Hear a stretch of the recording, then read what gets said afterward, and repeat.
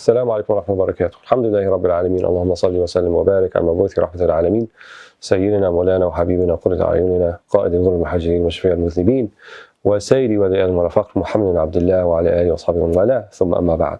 So alhamdulillah, we continue in our series of lectures in the school of Imam Dar al-Hijrah, the school of Medina of Imam Malik radiallahu anhu, and we had left off reading about the udhiyah, about the sacrificial animal that is to be done for those who are outside of Hajj on the day of Yawm al-Adha or Yawm al-Nahar, which is the 10th of Dhul Hijjah. And so we had left off where the author says, وَلَا تَصِحُّ الشِّرْكَةُ فِي ثَمَنِهَا وَفِي الثَّوَابِ تَصِحُّ لِقَرِيبٍ فِي نَفَقَتِهِ وَمَسْكَنِهِ.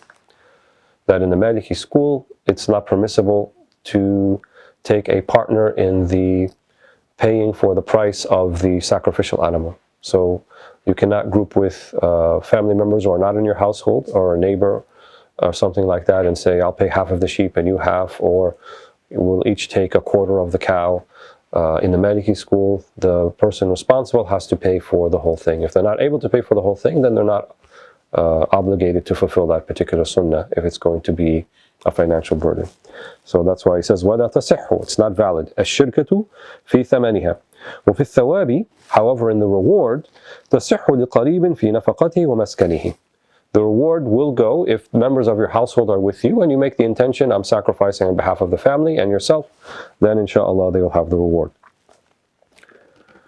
Now in the next section he's going to talk about certain types of animals that have deficiencies or shortcomings that should be avoided or not permissible in terms of using as a sacrificial animal.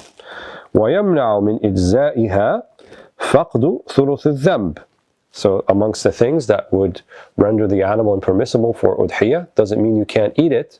You can sacrifice it and eat it, but not as a sacrificial ritual animal for Hajj, or for both for Hajj and for the, because we said in Hajj the same conditions apply. وَيَمْنَعُ مِنْ إِجْزَائِهَا فَقْدُ ثُلُثِ الذَّنْبِ. So if 1/3 of the tail is missing or more, then that animal can't be sacrificed. أو نصف أذن, or half an ear. ومثله الشق, or if it's torn, it doesn't have to be completely removed, but if it's torn in the middle like that. وتعتبر كل أذن على حدتها, and then every ear is considered on its own. So the half an ear, it means not the two ears combined, but each ear on its own. وسقوط أكثر من سن لغير إثغار, and if it has more than one tooth that has fallen out, not removed but fallen out. أو كبر, or because it's old, but rather the teeth fell out because it's sick, then for that reason it cannot be used as a sacrificial animal. وعور, or if it's blind in one eye or more. وجنون وخرس, or if it has some sort of junoon, which would be like mad cow disease or something in the animal that renders it not behaving like a normal animal would. Junoon. So lack of sanity, and then as much as we define that in an animal. وخرس, right, or if it can't speak, or it can't make noise, or it's sick for whatever reason. ويبس ضرع, or if it's a female and normally it would be able to give milk, but it's not able to give milk. وكسر قرن يدمى, or if it has horns that are still, they bleed, are broken and not healed. So if the horn had broken but it healed and there's no more blood flowing through it, then that's okay. But if it's broken and it still has blood flowing through it and it's broken, then this is not permissible. وَبَيِّنٌ مِنْ عَرَجٍ, or if it's limping, but an extreme limp, not a slight limp, but an extreme limp that's noticeable, this also would render impermissible. وَأَيِّ مَرَض, or any type of sickness that is render the animal otherwise unworthy for udhiyah. وَجَرَبٍ وَهُزَالٍ, and if it has some sort of skin malady, or it is not well fed. Huzal, not well fed. So any of these things would render it impermissible for an udhiyah, even though you could still sacrifice it, or slaughter it, I should say, to use it for a normal meal but not for the sacrificial animal, because for the sacrificial animal it should be an animal that is from amongst the better of the animals or the best of the animals. ويندب للمضحي إذا دخل في العشر أن يترك قلم ظفر وحلق شعر. And for the person who is going to do the sacrifice, or the people who are going to share in the reward of the sacrifice as well, and this is a narration on Ibn Abbas, so when the first of the Hijjah, then it's recommended for them, it's like an adab, not to cut their nails or cut their hair until the day of Udhiyah. So much in the same way the people who are in Ihram, though you're not at Hajj, but it is something, if you intend to sacrifice, to do that. وأن يختار الفارهة بدون مغالاة, and also to pick, the strongest and the most healthy. If you're going to go pick your own sheep or goat or cow, then you're going to you're going to choose one. So to choose one that is balanced, one that is good, and even to choose the strongest is okay. بدون مغالاة, but not without, putting an extreme expensive burden on yourself. وأن يتولى ذبحها بنفسه, and also, if possible, to do the slaughtering himself or herself. Women also can do the udhiyah. If a woman wants to do the udhiyah, then it's also sunnah and good for her to do it if she so desires. And it's also, at the same time, better for her to do it herself if she can. Otherwise, she can give someone else to do it on her behalf, tawkeel. وأن يجمع أكلا منها وإهداء وصدقة. And also, in how the animal is going to be distributed, it is preferable that you eat some of it, that you give away some of it as a gift, and that you give some of it away as charity. The Malikiyah did not specify any percentages or fraction. They didn't say 1/3 for this or 1/3 for that. That's up to you. But some distribution, eat some, give some away as a gift, and give some as a sadaqah, or as an act of charity. ويحرم عليه المعاوضة بشيء من أجزائها بعد الذبح. And after you slaughter it, it is not permissible to exchange or sell anything of it from its parts. That is not permissible, because now it's a sacrificial animal. And I would also, in some Muslim countries that I have seen, sometimes most people don't slaughter themselves, they bring someone else to slaughter. They hire somebody, and usually they say, I'll slaughter it, but you give me the head, or you give me the innards, or you give me something of this. That is not permissible in that way. Don't make it part of the deal of the payment for him to slaughter the animal. If you want to give it as a gift after to him, that's fine. Or if he's from the people who are deserving of sadaqah, as sadaqah. But not as he says here, mu'awada. Not as in payment for slaughtering the animal and cutting it up. ويكره قبله شرب لبنها وجز صوفها إلا أن يمكن نبت ما يقاربه. And it is disliked to drink its milk or to cut its wool before you slaughter it. In other words, you designate it as a sacrificial animal. Either you bought it or you have a flock and you said, this is the one I'm going to sacrifice. Then at that point, it's disliked to drink from its milk and to cut its wool. إلا أن يمكن نبت ما يقاربه. Unless you can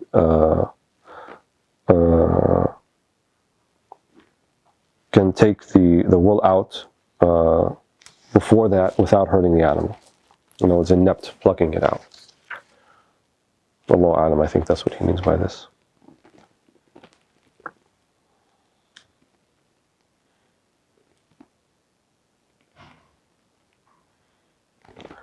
Ibn al-Qasim says, إلا أن يكون ذلك مضرا بها فليحلبها ويتصدق به ولو أكله لم أرى عليه بأسا.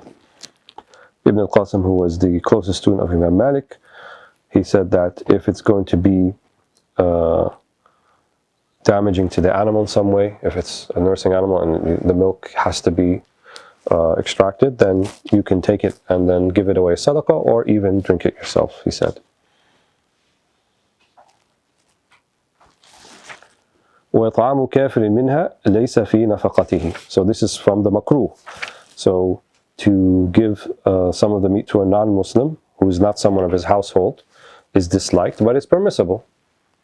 So if you live in a non-Muslim majority country and you want to give some to the neighbor, it's permissible. And perhaps even we could say in this particular case, not makruh, because there could be an intention of ta'atuf and talatuf, an intention of making good and kind relations with your neighbors, even if they're not Muslim. So it's not impermissible to do so. Then he moves on to the Aqiqah, which is that we do the sacrifice on the birth of a child. وَيُنْدَبُ فِي سَابَعِ الْمَوْلُودِ, and on the 7th of the newborn. So they say here that means if they were, the first day doesn't count if they're born during the day, like after Fajr. And then you count from that on. So the second day would be the first. So on that 7th day, نُسْكٌ مُجِئٌ فِي الْأُضْحِيَةِ إِنْ سَبَقَتِ الْوِلَادَةُ الْفَجْرِ وَإِلَّا فِي الثَّامِنِ. Right, so if it was before Fajr, then the 7th, otherwise it would be the 8th, if it was after Fajr. So the sacrificial animal, like the udhiyah, same conditions, same everything, same process. And the Malikis did not make a distinction between male or female. So whether you had a boy or whether you had a girl, you can do one or you can do two, up to you. But not more for the boy than the girl, or more for the girl than the boy. وَالصَّدَقَةُ بِنَقْدٍ زِنَةَ شَعْرِهِ وَلَوْ تَحَرِّيًا. And also to shave the baby's hair, or if you're not going to shave, either way, to give in sadaqah either gold or silver, the amount that you can afford in the weight of the hair of the child. So we're not talking more than an ounce or something like that, or a couple grams, so not a lot. But if you can give sadaqah in the amount of gold or silver, then this is mandub, it is recommended. وَتَسْمِيَتُهُ بِمَا حَسُنَ مِنَ الْأَسْمَاءِ يَوْمَئِذٍ. And also to name the child on that day too, the 7th or the 8th, if you're going to name him, if you're going to do the udhiyah, with a good name. مَا حَسُنَ بِمَا حَسُنَ مِنَ الْأَسْمَاءِ, with a good name. So Prophet ﷺ said, مُحَمِّدَ وَعُبِّدْ, that which has hamd, great gratitude in the name, or abd in the name. So Muhammad, Mahmud, Ahmad, Hamid, Hamdi, or that which has abd, like Abdullah, Abdul Rahman, Abdul Basit, Abdul Qadir, and of course any other name that are good names, inshallah. وَالْأَفْضَلُ الْأَعْطَاءُ مِنْهَا بَعْدَ الطَّبْخِ. And it is better also to distribute it after you've cooked it. So not to give it away as raw meat, but after you've cooked it. وَذَبْحُهَا بَعْدَ الشَّمْسِ وَلَا تُجْزِئُ قَبْلَ الْفَجْرِ وَفَاتَتْ بِالْغُرُوبِ مِنْ يَوْمِهَا. And also to be done after sunrise, the sacrificing, and is not permissible. In other words, it's not going to be counted as Aqiqah if you do it before Fajr, on the 7th day or the 8th. وَفَاتَتْ بِالْغُرُوبِ مِنْ يَوْمِهَا. And if Maghrib comes in, you haven't done it yet, then fatit, then the recommendation is no longer there. That's the Maliki school. Other schools like the Shafi'i school allow for any multiple of 7. So 7, 14, 21 days after. And some of them said mutlaqan. Some opinions say, do the Aqiqah whenever. But the Malikis, strictly speaking, say it has to be on the 7th day if it's before Fajr, after the day of birth, or the 8th day if they're born after Fajr. وَكُرِهَ عَمَلُهَا وَلِيمَةٌ وَلَطْخُهُ بِدَمِهَا وَتَجَنُّبُ كَسْرِ عَظْمِهَا تَوَقِّيًا. So there are 3 things that may be permissible in other schools or even done, but in the Maliki school they are disliked. Number 1, وَكُرِهَ عَمَلُهَا وَلِيمَةٌ. So it's disliked for you to use that particular sacrificial animal and do a walima, to do kind of a inviting guests and having a walima, like a party for it. This we caveat, however, in that some of the other Maliki books state that if you want to do a walima, you can do a walima, but not with the animal that you sacrifice during the day, maybe with another animal. So you can do one sheep, if you have the means, that you will just cook and distribute it and keep some for yourself and give some sadaqah and so forth. And then another one that you could have for people coming over in terms of the walima. So the walima itself is not that which is disliked, but using your sacrificial aqiqah for the walima is what's disliked. وَلَطْخُهُ بِدَمِهَا. And this was a practice by some to take the blood of the sacrificial animal and put it on the baby. This is disliked. وَتَجَنُّبُ كَسْرِ عَظْمِهَا تَوَقِّيًا. And also not breaking the bones of the animal when you're cooking up in a stew. This was something also practiced before as a sign of, bad omen or something. So the Maliki said, no, it's okay to break the bones and make it into a stew and so forth. And then he has some things associated with Aqiqah. وَالْخِتَانُ سُنَّةٌ فِي الذَّكَرِ الصَّغِيرِ وَكَوْنُهُ بَعْدَ السَّابِعَةِ مَنْدُوبٌ.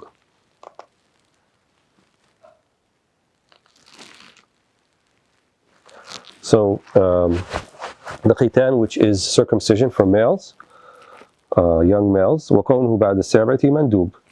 And to be done after 7 years of age is where the mandub is. However, most people's practice is to do it out of ease if it's in a hospital during the hospital stay of the baby. But in many traditional countries, Muslim countries, you have a very big and elaborate sort of event for the boy getting circumcised. So, however, my opinion would be that you would do it at an early age where they're not going to remember it, would be best. Even though the Malikis here say after 7 years, before 10 years of age. وَالْبَالِغُ إِنْ أَمْكَنَ بِلَا كَشْفِ عَوْرَةٍ. And also someone who is post-pubescent, let's say they became Muslim and they weren't circumcised as a child. Sunnah, in amkan, sunnah. So it is a sunnah if they can do it. They don't have to do it. It's not wajib according to the mashhur in the madhab, to the popular opinion in the madhab. Bila kashfi awra, as long as they don't have to, unnecessarily display their awra to people who are not concerned with the circumcision. Obviously, the one doing the procedure obviously is going to see it.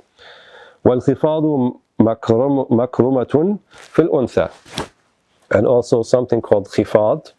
We wouldn't call it circumcision, but some type of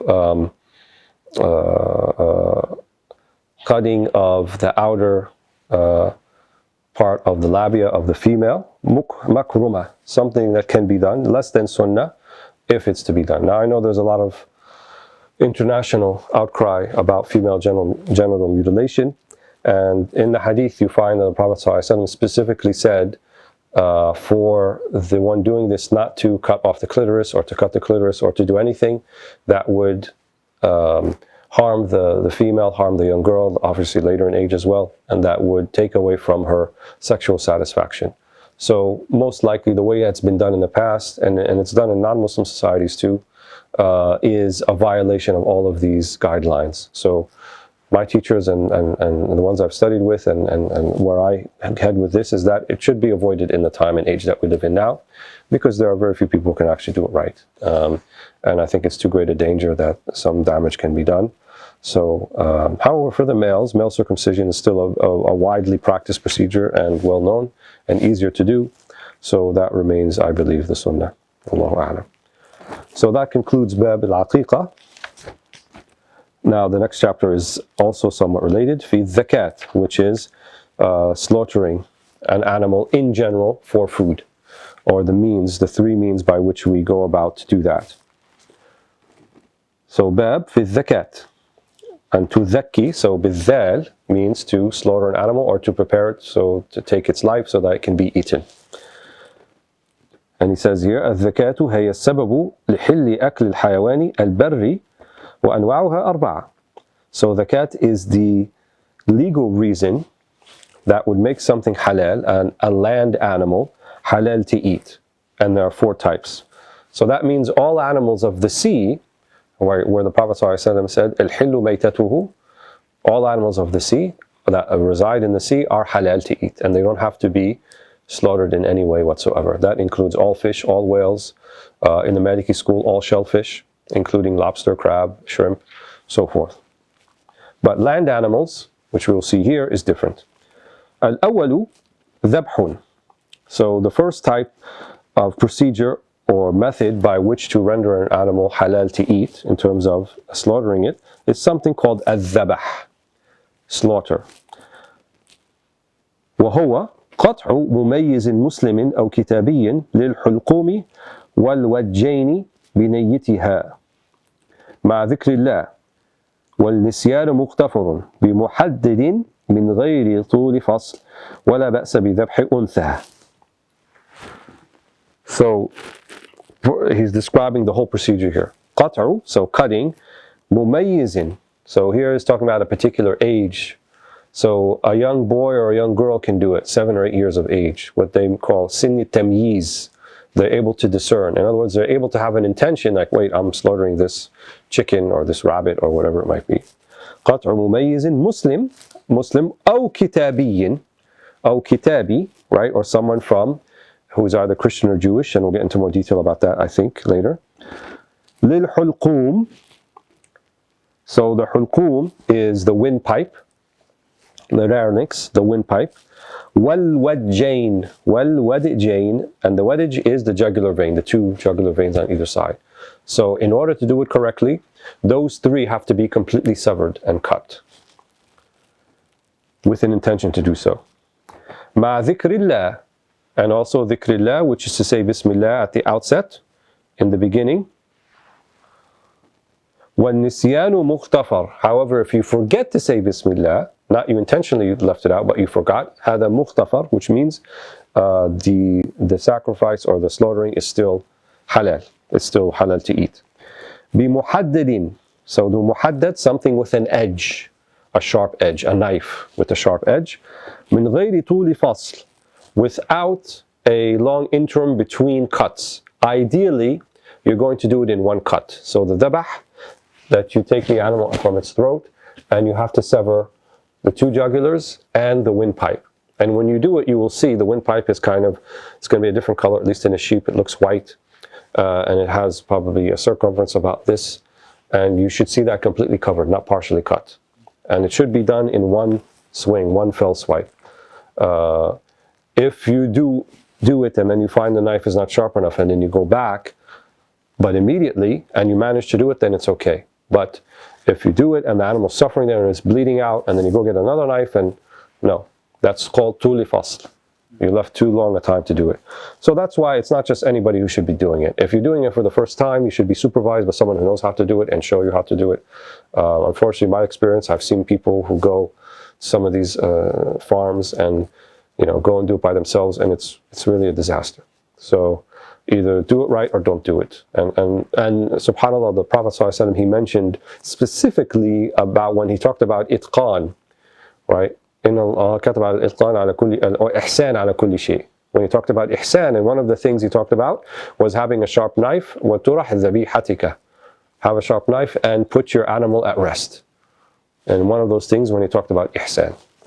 فإذا قتلتم فأحسنوا القتلة وإذا ذبحتم فأحسنوا الذبحة. If you're going to slaughter, do it right. And do it right with a sharp knife. وَلَا بَأْسَ بِذَبْحِ أُنْثَى, right? And it is permissible also for the female to do it, if she's able to do it. وَالثَّانِي, so that's called dhabh. So what do you need to do? You need to cut the larynx or the windpipe and the 2 jugulars on either side of the animal. You don't have to cut the esophagus. The esophagus is the food pipe, as it were. So that's what connects to the stomach. I believe the Shafi'i school may stipulate that, so you'd have to do all 4. Generally, if you do the windpipe, you're also going to get the esophagus. But if you manage not to get it, then you have to do the 2 jugulars and the windpipe or the larynx. الثاني نحر الإبل وهو طعن بلبة. The second is exclusively for camels or animals with long necks. They also include in this giraffe, if you happen to be a giraffe eater. And I would say llamas too. Which is, since it has a very long neck, you can't properly slaughter in that way. So what they do is stab it in an area called al-labba, which if you feel for yourself, you see that bony part right here at the bottom of your throat where it meets your chest, same area for the camel. And so to take a sharp instrument, a knife, and then stab the animal there. And for camels, it's a difficult process for them to do it. But to do it right, that's what needs to be done. فَطَعْنٌ, ta'an means to stab, بِلَبَّة, here in this area over here.